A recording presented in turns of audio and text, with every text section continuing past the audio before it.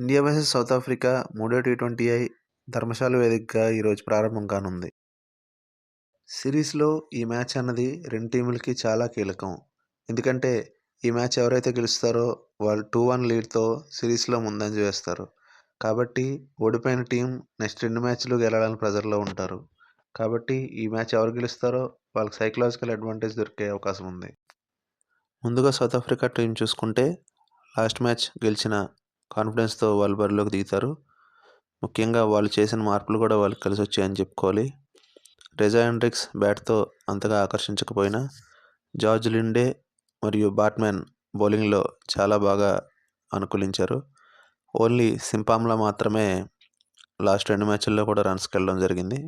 కాబట్టి ఆ ప్లేస్లో హెన్రిచ్ నోకియా ఆర్ కార్బిన్ బాష్ రీప్లేస్ అయ్యే ఛాన్స్ ఉంది.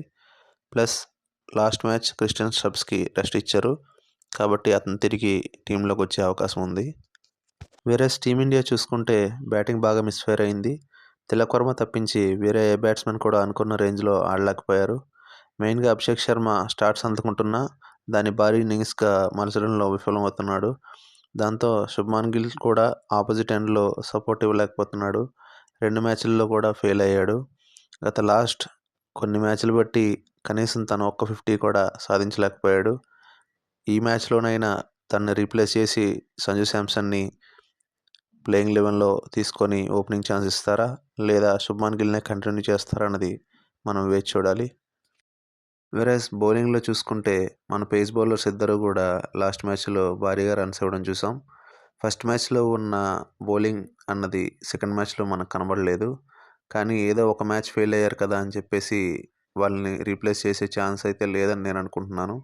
కానీ గంభీర్ ముందు నుంచి కూడా హర్షిత్ రాణాని ప్లేయింగ్ 11లో ఆడించడానికి చూస్తూ ఉంటాడు. కాబట్టి హర్షదీప్ సింగ్ ప్లేస్లో హర్షిత్ రాణా వచ్చినా మనం ఆశ్చర్యపోక్కర్లేదు.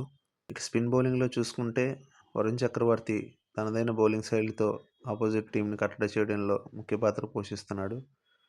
కానీ అక్షర్ పటేల్ లాస్ట్ రెండు మ్యాచ్ల్లో కూడా అటు బౌలింగ్లో కానీ ఇటు బ్యాటింగ్లో కానీ మరీ అంత చెప్పుకోదగ్గ పర్ఫార్మెన్స్ లేదు. కాబట్టి మేబీ ఈ మ్యాచ్లో తన ప్లేస్లో వాషింగ్టన్ సుందర్ని తీసుకొచ్చే అవకాశం. ఇక ఈ గ్రౌండ్ యొక్క స్టాట్స్ చూసుకుంటే పూర్తిగా ఆడిన 8 మ్యాచ్ల్లో 4 ఫస్ట్ బ్యాటింగ్ చేసిన టీం గెలిచాయి, 4 సెకండ్ బ్యాటింగ్ చేసిన టీం గెలిచాయి. యావరేజ్ స్కోర్ 152గా ఉంది. కాబట్టి టాస్ అన్నది మరీ అంత కీలకం కాకపోవచ్చు.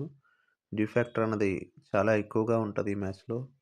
కాబట్టి రెండు టీములు డ్యూ ఉంటుంది. కాబట్టి బెటర్గా ఏ టీం అయితే పర్ఫామ్ చేస్తుందో ఆ టీంకే గెలిచే అవకాశాలు ఎక్కువగా ఉన్నాయి. ఇక టీమిండియా బ్యాటింగ్లో అవసరం లేని ప్రయోగాలు చేస్తున్నారు. టాప్ 2 మాత్రం ఫిక్స్గా ఉండి మిగతా ప్లేసెస్ అన్నీ ఫ్లెక్సిబుల్గా ఉంచుతామని చెప్పడం జరిగింది. కానీ కనీసం టాప్ 4 ప్లేసెస్ అయినా ఫిక్స్గా ఉంచాలి. ఓపెనర్లో రైట్ హ్యాండర్ అవుట్ అయితే Suryakumar Yadav, left hander out అయితే తిలక్ వర్మని ఫస్ట్ డౌన్లో ఆడించడం జరిగితే మంచిది. ఆ 4 పొజిషన్స్ ఉంచి మిగతా ఆల్రౌండర్ పొజిషన్స్ కొంచెం షఫిల్ చేసుకున్నా ఒక మ్యాచ్లో దితీష్ శర్మ, ఒక మ్యాచ్లో హార్దిక్ పాండ్యా, ఇక ఫైనల్గా హర్షదీప్ సింగ్ని, అక్షర్ పటేల్ని పక్కకు పెట్టి శుభ్మాన్ గిల్ని మాత్రం కంటిన్యూ చేస్తే ఇది ఇంటర్నల్ పాలిటిక్స్ అనే చెప్పుకోవాలి. ఎందుకంటే ఒక మ్యాచ్ ఫెయిల్ అయినంత మాత్రాన ఆ రోజు వాళ్ళ రోజు కాదనుకోవాలి. కానీ వాళ్ళని తీసి రీప్లేస్ చేసి శుభ్మాన్ గిల్ కంటిన్యూగా ఫెయిల్ అవుతున్నా కూడా తనకు మళ్ళీ ఛాన్స్ ఇస్తున్నారంటే దాన్ని మనం ఇంటర్నల్ పాలిటిక్స్గానే చెప్పుకోవచ్చు. ఈ మ్యాచ్లో మార్పులు జరిగే అవకాశం ఉందని నేనైతే అనుకుంటున్నాను. అవి మంచి మార్పులు జరిగి టీమిండియా 2-1తో ముందుకెళ్ళాలని కోరుకుంటున్నాను. చూడాలి ఇంకా మన వాళ్ళు ఎలా పర్ఫామ్ చేస్తారో, టీమ్ మేనేజ్మెంట్ ఎలా సపోర్ట్ చేస్తుంది అన్నది మనం వేచి చూడాల్సింది. Thank you for watching. Please like, share and subscribe our channel నాటి నాన్సెన్స్.